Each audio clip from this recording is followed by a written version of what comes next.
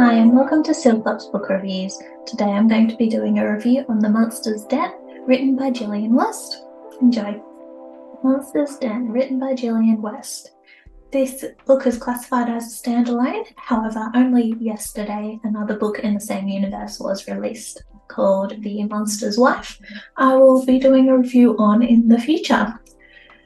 I came across this book when it went crazy on social media. The cover caught my interest because it was quite nicely done and I liked the colours, and the wolf pup on the cover was like, oh, that's cute. So I checked it out and gave it a read, and here is what I have to say. So the main genres in this book are reverse harem, paranormal, omegaverse, monsters, romance. What did I put under here? And fantasy. There you go.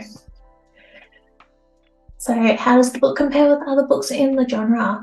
I loved the many different monsters and demons throughout this book. As a paranormal reverse harem book, this is quite similar to what is expected when you see those genres together. And how does it match up to your expectations? This book is very heavy on the spicy scenes. So although I knew this was a romance-focused paranormal read, I still did not seem to realise how many sex scenes would be scattered throughout, so that took me a bit by surprise.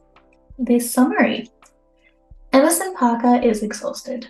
She spends her days chasing around her high energy, half-shifter toddler, and her nights working full-time trying to make ends meet. Oh, and add in the absolute cluster of a situation her ex dumped her in her lap on his way out. Well, that's just icing on the cake. With virtually no options left, Emerson heads for Haven, a sanctuary city for monsters and humans alike. Survival means taking a job at the Monster's Den, a club that caters to the inhuman residents of her new home. But freedom comes with complications of its own. Delusional monsters dead set on inserting themselves into her life and her bed. With the North American alpha held on her heels and monsters standing in his way, will it be enough to keep Emerson and her daughter safe? The analysis, so the plot and the theme. Emerson is a single mother to a rapidly growing wolf-shifter daughter. She is being harassed by her ex's pack, who seem to think that she owes them a large debt. Her ex disappeared while she was still carrying her daughter, Ember.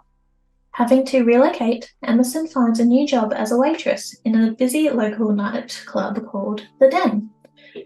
However, after learning that she can earn more by selling her body in the hidden other side of the club, she goes through a practical test to get the job. There she meets Leif, an ancient vampire Viking, Dread, an alpha hellhound who is the unofficial leader of the group, Rictus, a protective gargoyle, and Arson, an incubus demon. So quite the mix. Pacing, emotion, ending, and plot holes. The book is fairly fast-paced, with spicy scenes in practically every chapter. This is a fairly cheerful book with no third scene breakup, which I really enjoyed. There are many plot holes throughout that I picked up on. The majority of them revolved around the outside pack, who are threatening Emerson and Ember. Their ending is a bit anticlimactic when it comes to the threat and drama. Pretty much it's just like one of her men punches the guy out and the other guy disappears. And that's it. The men, Emerson and Ember, all have a happily ever after with a few future jumps to see how everything turns out. Again, I had a little bit of a problem with the future jumps. Usually I quite enjoy them, but they use these future jumps to sort of tie up any loose ends. When I said they punched a guy out and the other disappeared and that was it, the guy that disappeared was taken care of in one sentence in one of these future jumps, like implied. And that's how they sort of wrap up the ending. So the book was mainly focused on the smutty scenes and her and her men. The threat or anything like that part of the story was pretty much an afterthought, in my opinion. Okay, a bit about the main characters.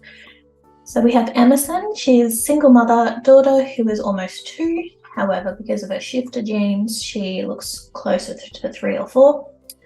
Mother of the wolf shifter, she is human, has a curvy figure, plenty of extra armor, and unwilling to ask for help until she has to, pretty much. First we have Leif as one of the men.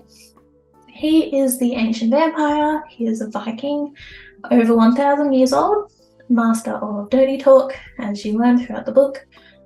First to be with Emerson, can be vindictive when he doesn't get his way, so he throws little temper tantrums pretty much.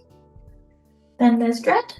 He is the alpha hellhound, roughly 400 years old. He is a virgin. They explain how that works throughout the book. Obsessed with Emerson. His hound is connected to her from the start, and he teaches Ember how to control her wolf side pretty much. Next we have Rectus. He is a stoic gargoyle, protector, flies her around, generally fairly indifferent to sex until they bond and last warm up to Emerson.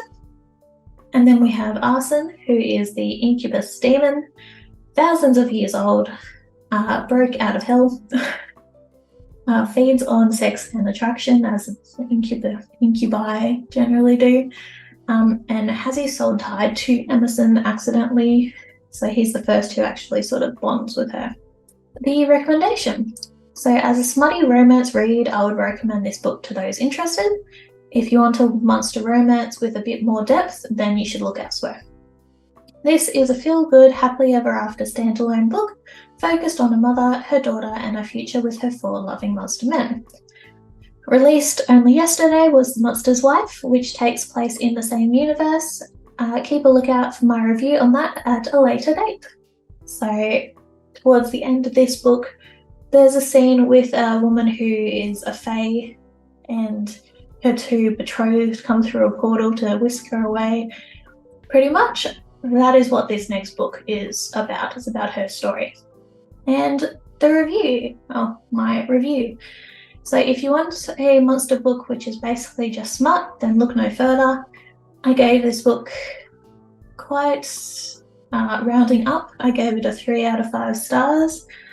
Looking back on it, it's between 2.5 to 3 stars in my opinion. It was good.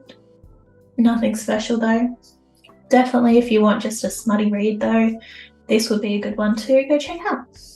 There you go, so that was my review on The Monster's End, written by Jillian West. Hope you enjoyed. Thank you.